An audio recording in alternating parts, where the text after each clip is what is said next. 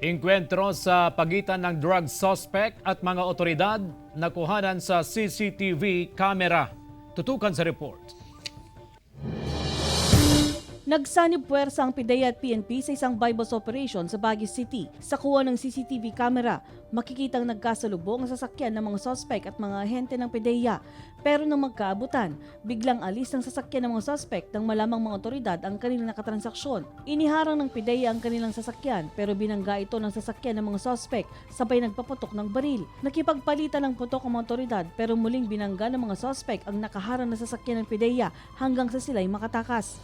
Sa hot pursuit operation, natunto ng sasakyan ng mga suspect sa barangay QM pero wala na ang mga suspect doon. Pina-alarm po namin yung sasakyan and continuous po na hinahanap namin hanggat nahanap po namin yung sasakyan dito sa area ng Station 5. So far wala naman po kami nakita na baril or ano man sa loob ng sasakyan.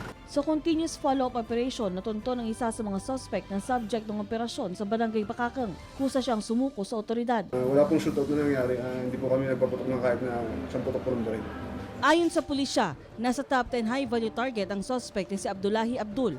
Patong-patong na kaso ang kakaharapin ng suspect. He has a case for rape with no bail recommended and another one for 7610 with bail of recommended of 80,000. Tama po ang desisyon niya dahil siyempre we were